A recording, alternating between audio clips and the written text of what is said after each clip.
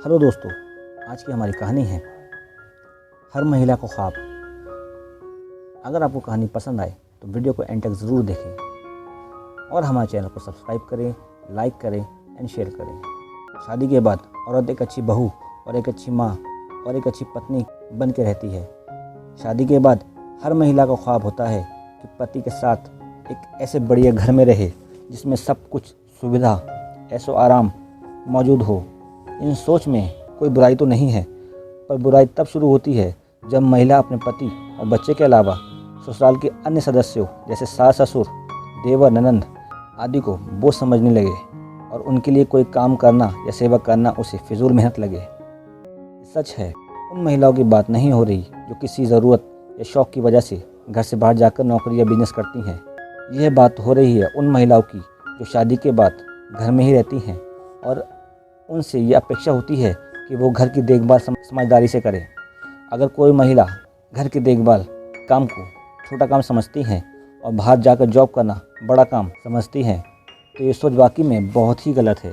यहाँ पर ध्यान से समझने वाली बात है, सुखी घरों से ही एक सुखी राष्ट्र का निर्माण होता है और कोई घर सुखी अपने आप ही नहीं हो जाता। घर को सुखी करना खुद एक फुल टाइम जॉब है और इसके लिए पति या पत्नी किसी को पर्याप्त समय देना ही पड़ेगा। खास बच्चों के पैदा होने के बाद घर को सुखी सुंदर रखने के लिए क्रिएटिविटी और समझदारी की आवश्यकता होती है। वो निश्चित तौर पर महिलाओं में पुरुष से ज़्यादा होती है और पैसा कमाने में जो कड़ी मेहनत करनी पड़ती है उसको पुरुषों का शरीर ज़्यादा बेहतर तरीके से बर्दाश्त कर सकता है।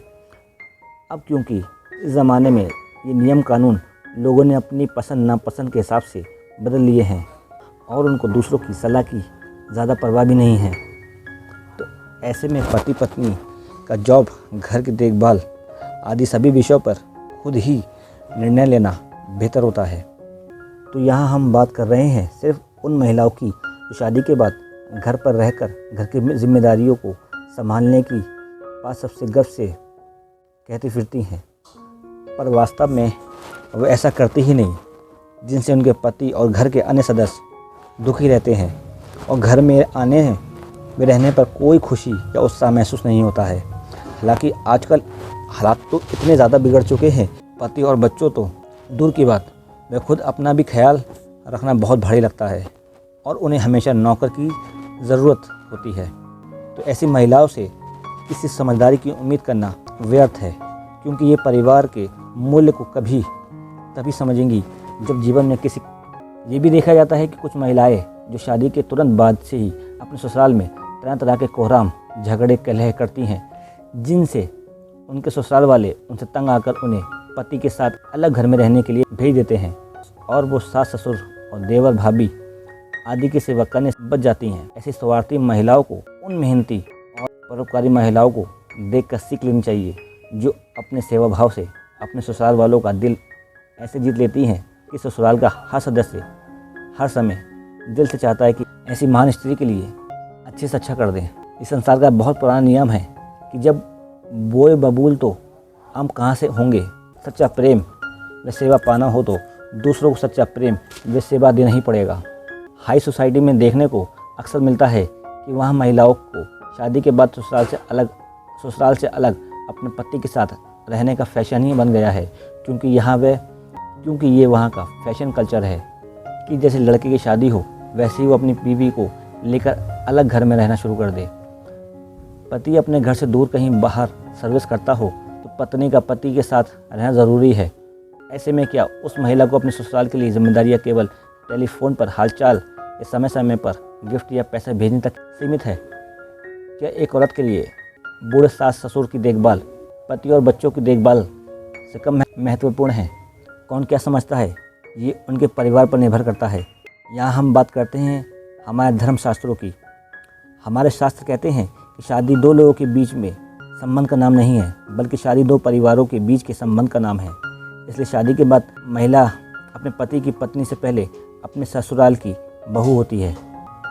महिलाओं को पुरुष से ज़्यादा सम्माननीय और आदरणीय इसलिए कहा जाता है क्योंकि महिलाओं से कर्तव्य और जिम्मेदारियों की अपेक्षा ज़्यादा होती है। हमारे धर्मशास्त्रों में ये भी कहा जाता है, जहाँ महिलाओं को सम्मान दिया जाता है वहाँ सारे देवता खूब खुश होकर बार बार आशीर्वाद आदान प्रदान करते हैं। स्त्री को सम्मान तभी मिलता है जब उसके काम स्त्री जैसे हों, न कि केवल स्त्री के शरीर होने की वजह से उसे सम्मान मिल जाएगा। दया, क्षमा, सहनशक्ति, सेवा और ज़रूरत पड़ने पर अन्याय के खिलाफ हथियार उठाने की ताकत ऐसे गुण हैं जो एक आदर्श स्त्री में होने चाहिए, और ऐसे गुणों के होने पर स्त्री पुरुषों के लिए उसी तरह पूजनीय होती है जैसे देवता। एक महिला को अपने जीवन में दो माँ बाप का प्यार मिलता है, एक शादी से पहले अपने जन्म देने वाले माता पिता और दूसरा शादी के बाद अपने सास ससुर। इसलिए एक आदर्श महिला की अपेक्षा यही रहती है कि वो शादी के बाद अपने बूढ़े और कमज़ोर सास ससुर की सेवा को ज़्यादा महत्वपूर्ण समझे, तुलना में अपने जवान पति और बच्चों के। रामायण समेत अन्य सभी वेद पुराण की घटनाएं जीवन मार्गदर्शन के लिए ही होती हैं। रामायण का ही तो प्रसंग है कि जब भगवान राम को 14 वर्ष का वनवास हुआ तो माता सीता भी उनके साथ जंगल में रहने के लिए। इसलिए एक आदर्श महिला से अपेक्षा यही होती है कि वो शादी के बाद अपने बूढ़े और कमज़ोर सास ससुर की सेवा को ज़्यादा महत्वपूर्ण समझे, तुलना में अपने जवान पति और बच्चों का और अपने बूढ़े सास ससुर जो कि उसके माँ बाप हैं उनका ख्याल रखे और उन लोगों को मान सम्मान और प्यार दे। दोस्तों, आपको ये कहानी कैसी लगी हमें अपने विचार कमेंट करके ज़रूर बताएं। अगर कहानी पसंद आई हो तो वीडियो को लाइक करें, शेयर करें और चैनल को सब्सक्राइब करें।